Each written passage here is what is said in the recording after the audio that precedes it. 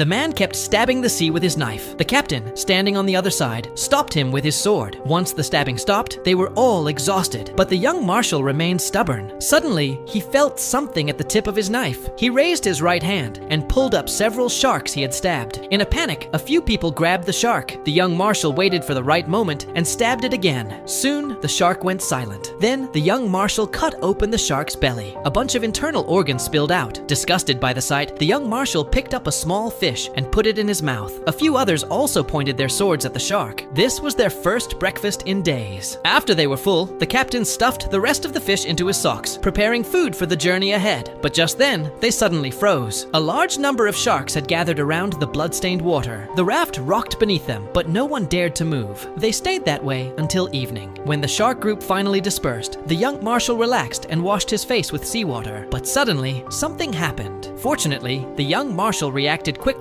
and avoided a tragedy. The captain helped bandage the young marshal's wound. The three of them fought to survive through the night. When the wind changed direction, they threw out the net. When thirsty, they drank what little rainwater they had left. Time passed slowly. One morning, when the captain woke up, he found that both of his companions had fallen asleep. This made him furious. He blew the whistle to wake them up. He had given strict orders. One person must always stay awake to watch the sea in case of an emergency. But the young marshal couldn't take it anymore. When you're sleepy, you sleep peacefully. But when we're tired, you expect us to stay awake and watch over you. Be fair. Then he questioned the captain. If it weren't for you, would we even be in this mess? Hearing this, the captain panicked. It turned out that back on the plane, because he was short of breath, he lost control and the plane veered off course. That's how this tragedy began. Realizing his mistake, the captain quickly apologized. It was all his fault. He decided not to sit and wait any longer. Using a knife, he cut apart his shoes and crafted 2 makeshift boats. Then they swam in the opposite direction of their original route, hoping that a miracle was waiting for them just ahead.